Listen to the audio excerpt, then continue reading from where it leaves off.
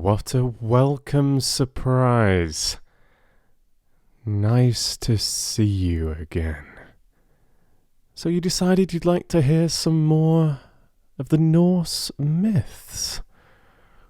Well, I think I can accommodate you. I am your humble servant, the storyteller, after all.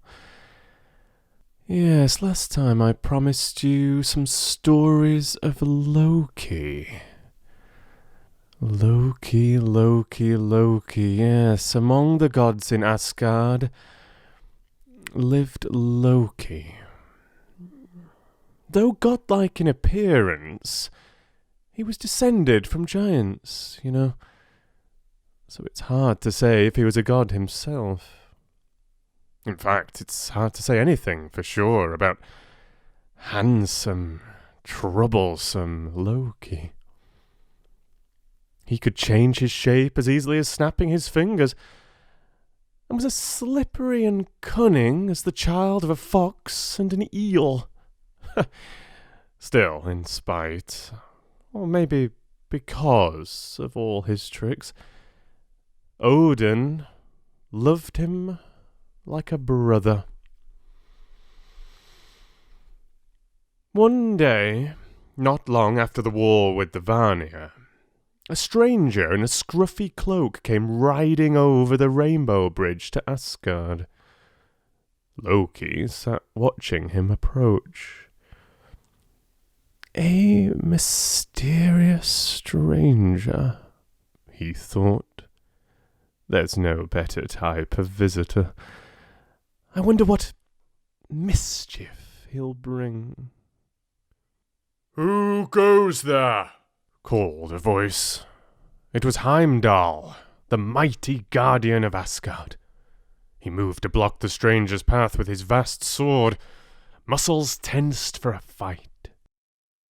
"I have an offer for Odin," the stranger replied. Heimdall patted the man down for weapons, then let him pass. All the gods gathered to hear what the stranger had to say. "I'm a builder," he said. "I can rebuild your wall destroyed in the Vanir War, but it will take 18 months, and it won't be cheap."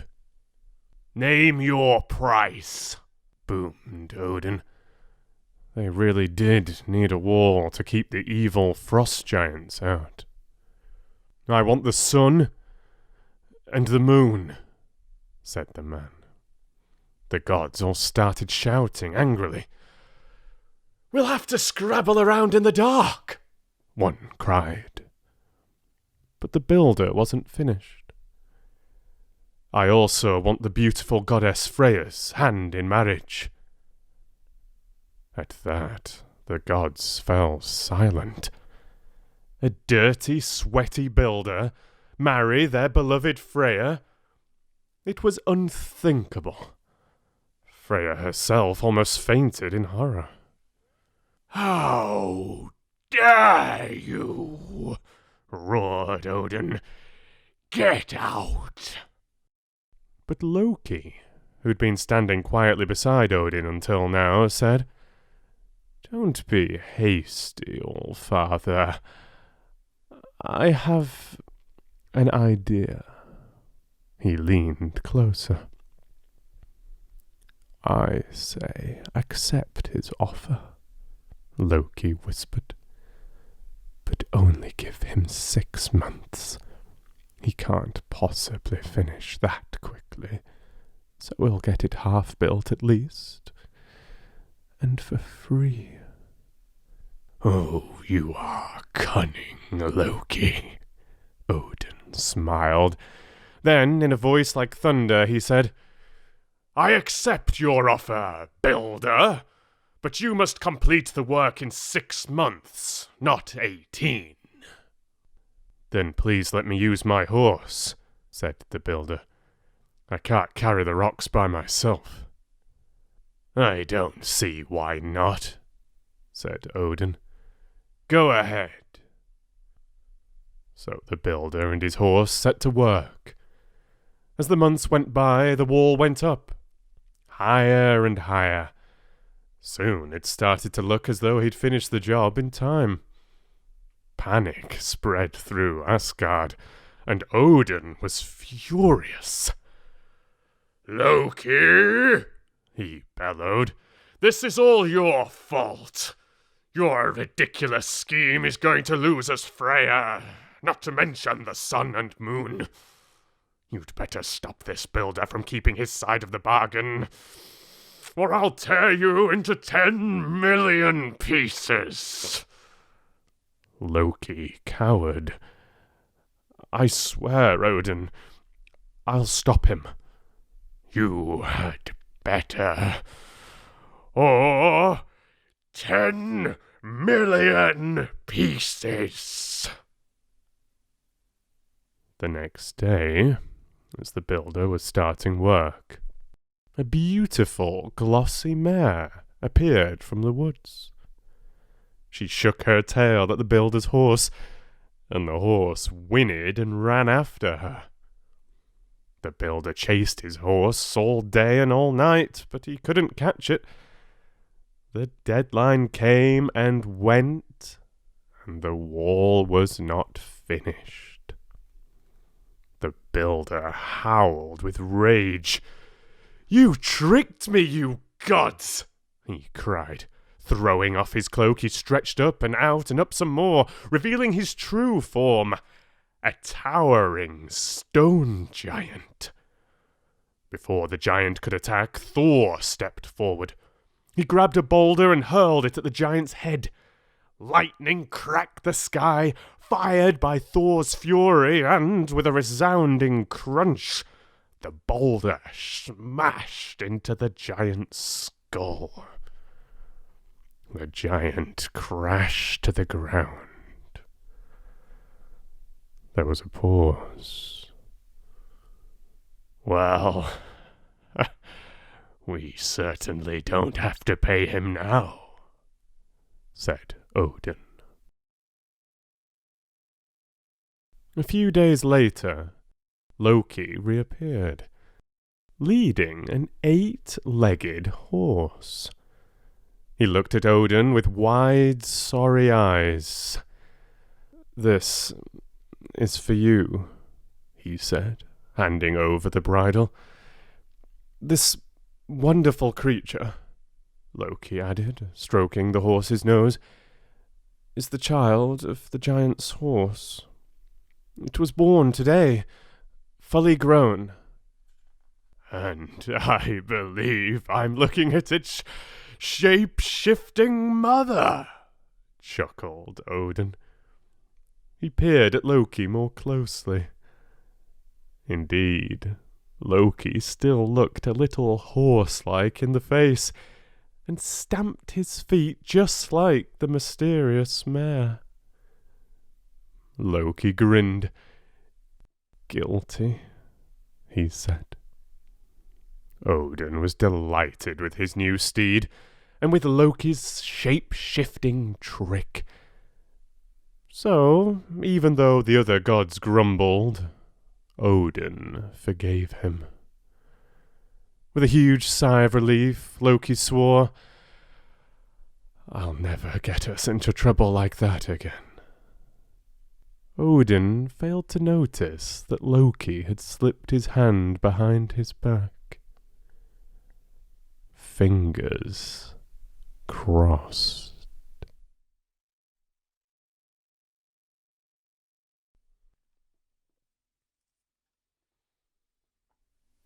And let me tell you, Loki was not the only troublemaker in his family. Before Loki's children were born, the far-sighted Norns gave the gods a terrible warning. "The trickster spawn will be the death of you." 3 of Loki's children did indeed look deadly. One was a wolf named Fenrir. Another was Jormungand, a gigantic sea serpent. And a third was a demonic creature known as Hel. Half her body was young and girlish.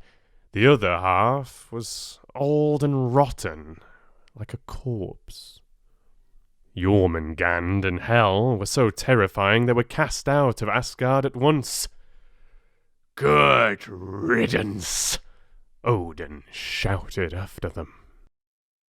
Jormungand fell with a tremendous splash into the ocean surrounding Midgard, while Hel plunged into Helheim, the land of the dead, and became its ruler. Only Fenrir was allowed to stay in Asgard. He was just an ordinary wolf at first, so the gods felt sure they could handle him. But he soon grew into a gigantic, drooling beast, with teeth and claws as sharp as knives. "We'll have to chain him up before he eats someone," said Odin. He looked around. "Any volunteers?" The gods remained unusually silent. "Loki," said Odin. "He's your child. Perhaps you—" Loki cut him off mid-sentence with a reproachful look. "How can you ask me to tie up my own son? Please don't make me." Odin held up his hands. "Fair point, Loki. Anyone else?" But none of the other gods wanted to go near the wolf. Eventually Tyr, the god of war, stepped forward. "I will do it," he said. The next day he sidled up to Fenrir, carrying a huge and heavy chain. "You're such a mangy, puny beast," he taunted. "If I tie you up with this, you'll never get free." "I could do it in my sleep," scoffed Fenrir. The wolf let Tyr chain him, yawned, then burst the chains with a twitch of his rippling muscles. "I'll have to try a thicker chain," thought Tyr. After searching high and low, the war god found a chain that was twice as thick as the first, with links as big as dinner plates. "You won't escape from this one," Tyr promised. Fenrir shrugged his hairy shoulders and let Tyr chain him up once more. As the god of war wrapped the chain around and around the wolf, all the gods gathered to watch. Surely he couldn't break out of a chain as thick as this. When Fenrir was trussed up tightly, Tyr stepped back and waited. Stiffly, Fenrir lay down, putting his head on his chained-up paws and looking very sorry for himself. The gods sighed with relief, until the wolf twitched his nose, flicked his tail, and tore through the chains as though they were paper. So Tyr had to start all over again. This time he sent a message to Nidavellir, the dark home of the dwarves. "It's time to call on the experts," he told Odin. "No one in all the realms can forge stronger steel than the dwarves." But the dwarves didn't send back a metal chain. Instead, they had wrought a rope, smooth as silk and as slender as a finger. It hardly looked strong enough to hold an ordinary wolf, let alone a monster of Fenrir's size and strength. Still, Tyr trusted in the amazing skills of the dwarves. "Come here," he called to the wolf. "Compared to the last couple of chains, this little piece of string is nothing. But," he added, "if you can't burst it, I promise to let you out." Fenrir padded forward, sniffing the rope suspiciously. "It smells of dwarves," he growled. Along with the scent of iron and deep, dark caves, Fenrir also smelled a trap. Very well. But when you tie me up, one of the gods must put his hand in my mouth. He curled his lip into a snarling grin. If I can't get out and you don't free me, someone is going to lose a hand. Once again, Tyr was the only god brave enough to volunteer. He put his hand into Fenrir's mouth, being careful not to cut himself on the creature's lethal teeth. The other gods tied the wolf's feet with a silken rope, hoping that the dwarves really were as good as Tyr believed. When the last knots were tied, the wolf flexed his muscles. Nothing happened. He began to struggle. The ropes only grew tighter. When he saw that it was hopeless, he let out a growl from between his teeth. Let me out! But Odin refused. You're much too dangerous to wander around freely. Furious, Fenrir bit down hard, slicing clean through Tyr's wrist.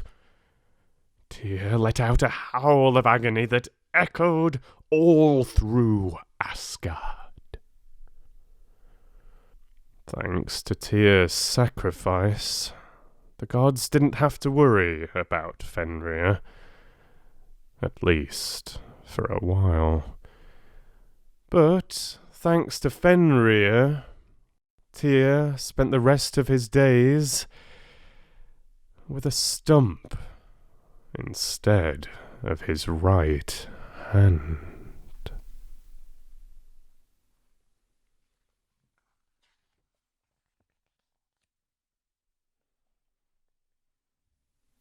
Early one morning, the gods were woken by the sound of wailing. Sif, goddess of the harvest, was sobbing in great gasps. Soon her husband Thor was howling with rage. The rest of the Aesir quickly gathered outside Thor's hall. Frigg, queen of Asgard, hammered on the door. "What's the matter?" she called. Thor kicked the door open and strode outside with Sif wrapped in his massive arms, her head cradled to his chest. No one could see Sif's face, or her long, bright, blonde hair. Look what that villain Loki has done! Shouted Thor. He drew back his arms to reveal Sif's head. It was completely bald. Sif started sobbing again, and Frigg came over to comfort her, while the other gods turned to Loki. "What makes you think it was me?" he whined. "Anyone could have done it. Where's your proof?" "I don't need proof," roared Thor. "It's in your nature to cause mischief, so it must have been you." He grabbed Loki and hoisted him up. Odin quickly stepped forward. "It's true that Loki likes to play tricks, Thor, but that doesn't mean he's the cause of all mischief." Thor snarled and let Loki fall to the ground. He was turning away when something caught his eye. "Ah, what's that on your shoulder, lying Loki? It's a strand of Sif's hair. The gold is unmistakable." Loki opened his mouth to protest, but for once he could think of nothing clever to say. "Very well, Thor. I confess. It was me," he said, with a shrug. "I crept into your bedroom last night and cut off Sif's hair, but It was worth it to see the look on your face." Thor raised his fist, ready to bring down a thundering blow on Loki's head. Odin grabbed Thor's arm and pulled him away. "I know you're angry, Thor, but let's find another way to settle this. Loki, you can put that cunning brain of yours to good use for once. To make it up to Sif, you must turn her hair into real gold and return it to her head. I will be watching. See that you account for every last strand." The other gods laughed as Loki stormed off. He was beginning to regret this trick. To start with, he'd have to go all the way down to darkest Nidavellir to visit the dwarves. Loki hated dwarves, but they were magnificent goldsmiths. Only a dwarf could spin hair into pure gold. With Sif's hair tied up in a bundle, Loki set off. He wandered through dark and twisting tunnels until he reached the realm of Nidavellir. Squinting in the gloom, he found two elderly dwarves, looking at him with interest. "My humblest greetings," Loki said, his voice dripping with charm. "Tell me, who are the finest craftsmen in Nidavellir?" "That's easy," said one. "Every dwarf knows the sons of Ivaldi are the best." "Ha ha! You're just saying that because you are Ivaldi," laughed the other. "My sons, Eitri and Brock, are far better smiths than yours." Loki smiled. "Tell me, where can I find your talented sons?" he asked. Ivaldi pointed to a cave behind them. "Down there." "And my sons have a forge there," said the other dwarf, pointing to a cave opposite. Loki peered into both caves, then strode purposely to find the sons of Ivaldi. They scowled when they saw him. "Go away, mischief maker. We won't do any work for the likes of you." "I come here as an envoy of Odin himself," said Loki. "Don't you dare ignore me." "Prove it," said Ivaldi's eldest son, Dvalin. "How else could I have obtained this?" asked Loki, and he showed them Sif's hair. It shone so brightly the dwarves knew it could only belong to a goddess. "Odin has sent me to find you personally," lied Loki. "He told me only the sons of Ivaldi can remake Sif's hair from gold and make it so that it grows again." "Odin asked for us by name," said Dvalin, his chest puffing up with pride. "Oh, well then of course we shall help. And to show our worth, we'll make Odin a gift as well." "How very kind," said Loki. "But—" "Yes?" "It might be unwise to make a special gift only for Odin. The Aesir are a jealous bunch, especially that hothead Thor." "You're right," said Dvalin. "If we make a gift for Odin, an Aesir god, we'd better make another for the Vanir god, Frey." Loki hissed in annoyance. He'd meant the dwarves to make a second gift for Thor. He was sure it was the only way Thor would forgive him. Dvalin took Sif's hair and dipped it into a pool of liquid gold. He swirled it through the molten metal. carefully encasing each and every strand. Then he combed the hair through with diamond dust until it sparkled like the stars. Beside him, Dvalin's brother, Burling, forged a spear of the finest steel, a gift for Odin. "This spear," said Burling, "will always hit its target." Impressed, Loki weighed the weapon in his hands. "Not bad," he murmured. "And here is a gift for Frey," said a third son, Grr. It was a beautiful ship, small enough to fit into Loki's pocket. "When you give it to Frey, its true worth will be revealed." Loki thanked the sons of Ivaldi, and he headed to the cave of Eirtree and Brock. Holding up his gifts, Loki started to praise them loudly. "Why, surely these are the finest creations in all of Nidavellir. I was right to seek out the sons of Ivaldi. No other team could have crafted such works of beauty fit for gods." "Nonsense!" retorted a gruff voice.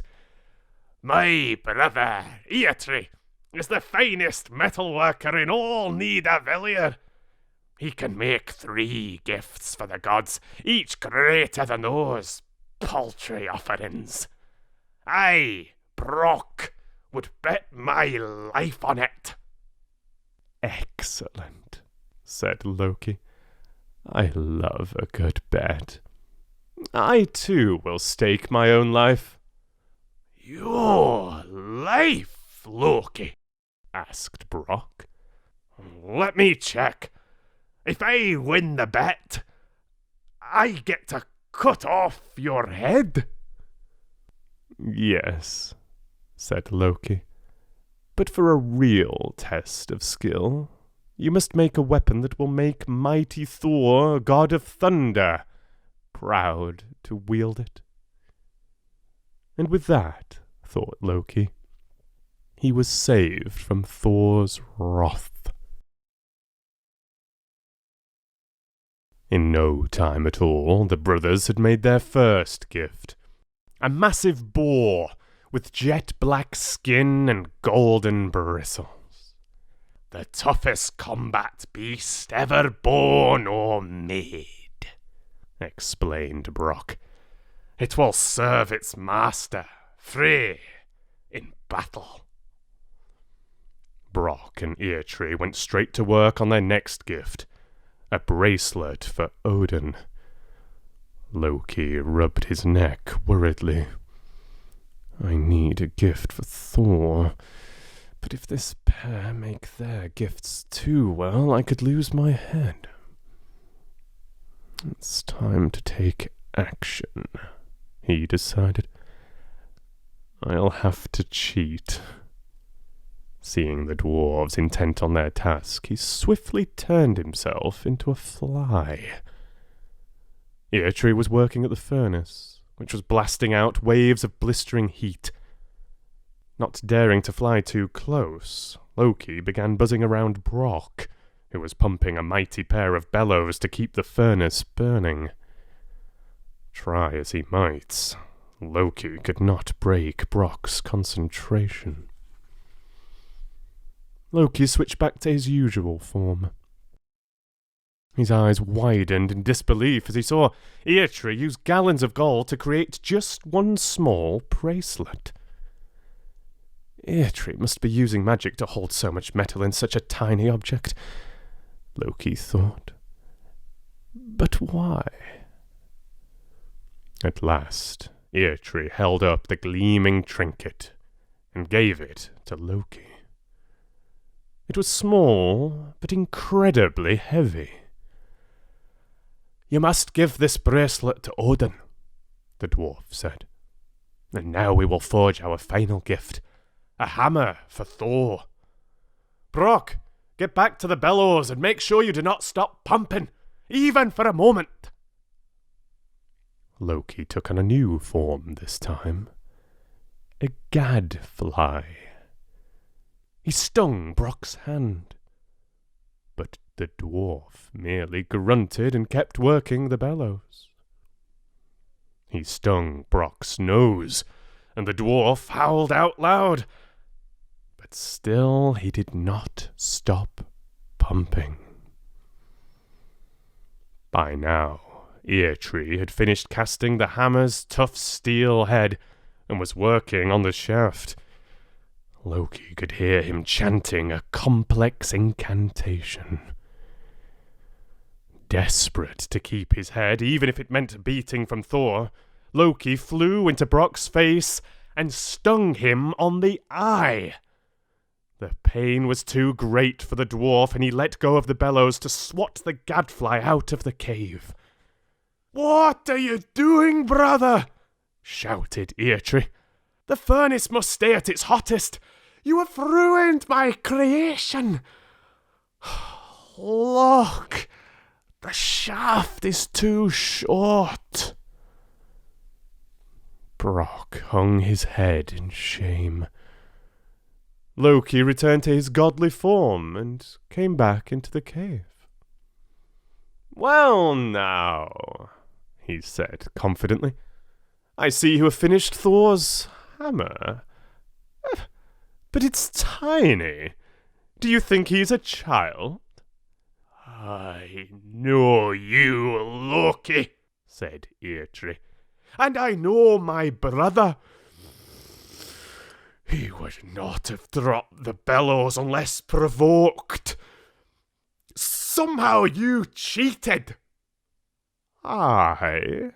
A cheat?" said Loki, trying to look innocent. "Yes!"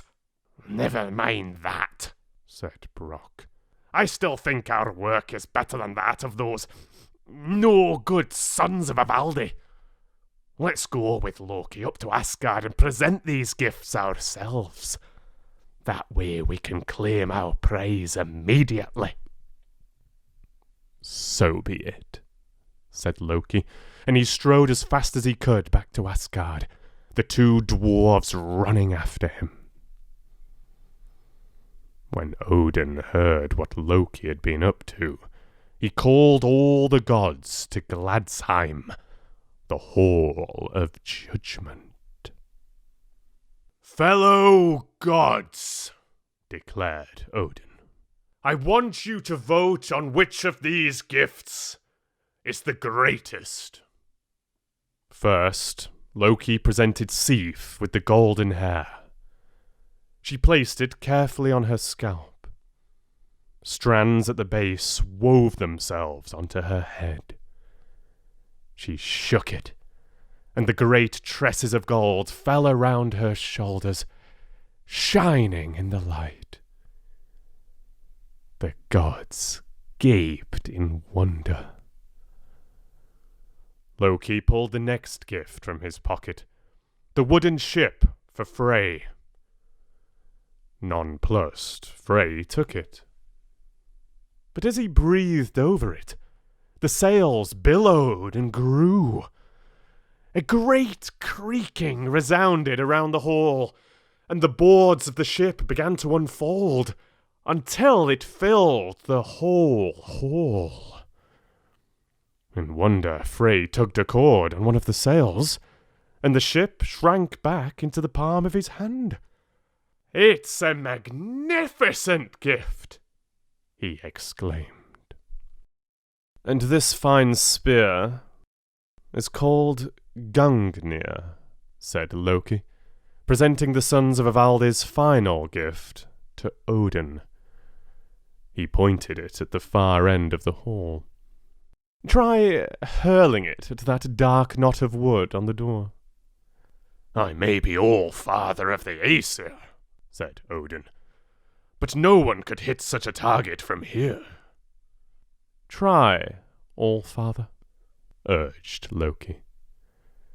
Odin drew back the spear, and the gods watched as it flew over their heads and across the hall.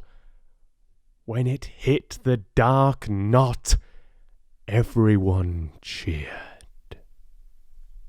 Odin smiled. "This is the finest weapon I've ever seen." "The greatest gift so far," agreed the gods. "Now," said Odin, turning to Brock and Eitri, "let's see what you have to offer." "My lord," said Eitri, "take this bracelet, Draupnir. Feel its weight. Does it not seem heavier than it ought?" "Why, yes, it does," said Odin. "It cannot be made with pure gold." "It most certainly is pure gold," Eitri replied indignantly. "The reason for its great weight is that every 9th night the bracelet will drip 8 times, and each drop will form a new bracelet, exactly the same as the first." The assembled gods were astonished.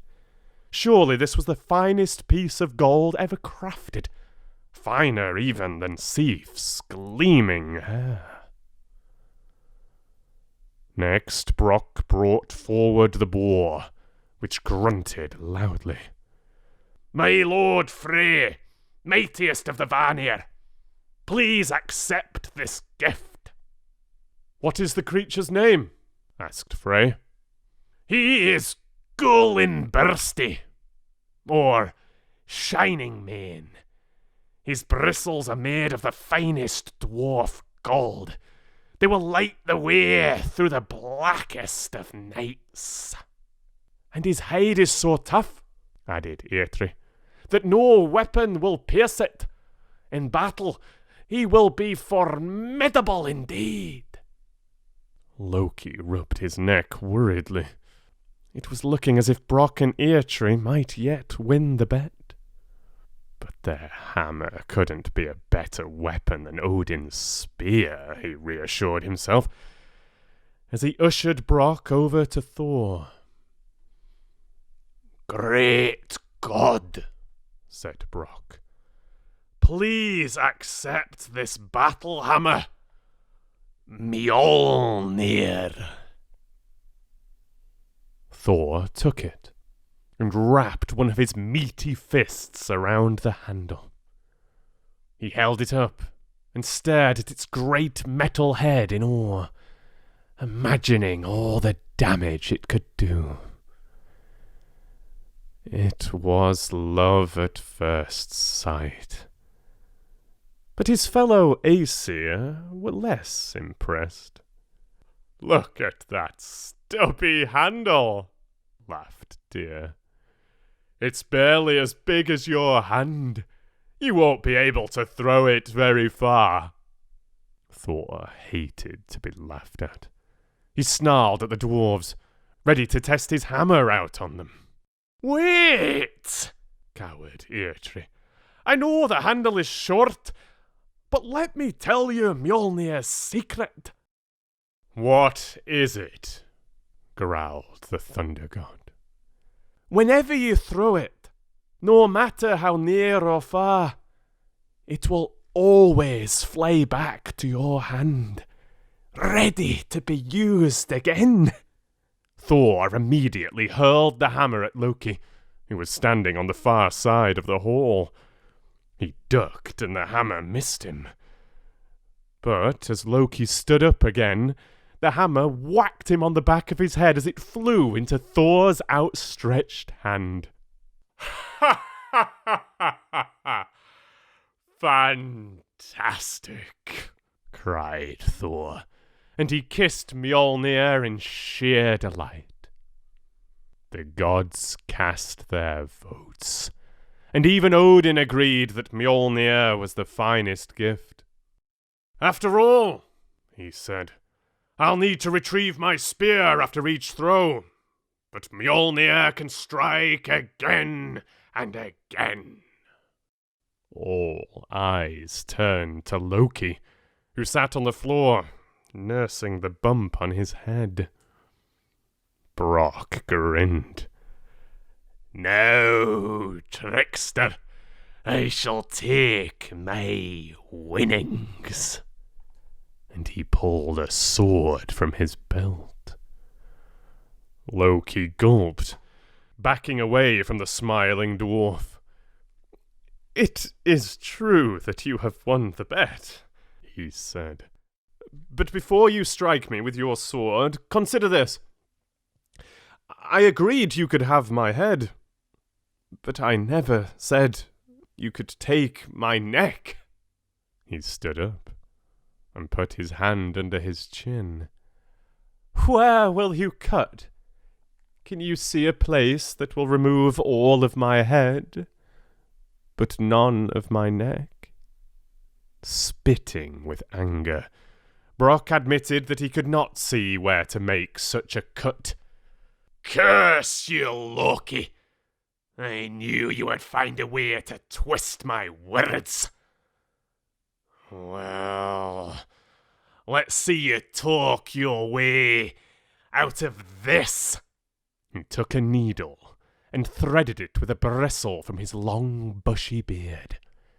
Pinning Loki to the ground, he began to sew his lips together until his mouth was completely sealed. Loki jumped up and down, fuming, unable to utter a word. He ran away and set the painful task of unstitching his mouth. The gods roared with laughter. Yes, it was a rare day indeed when silver-tongued Loki was silenced.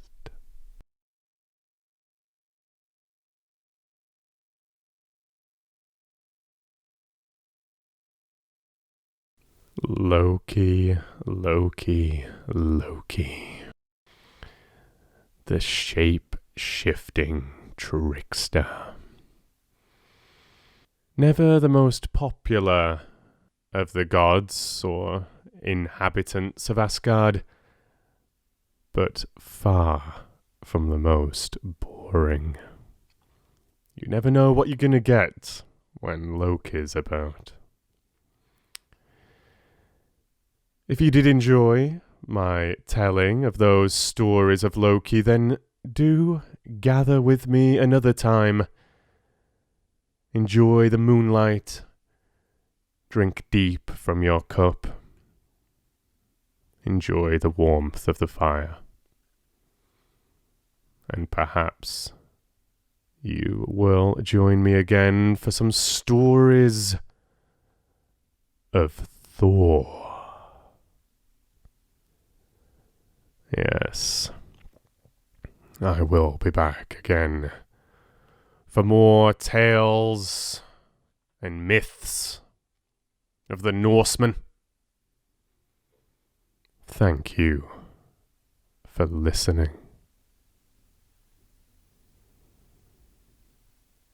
Now rest well yourself. May your day or night be a pleasant one. Do leave me a thumbs up. Let me know which of these stories has been your favourite so far.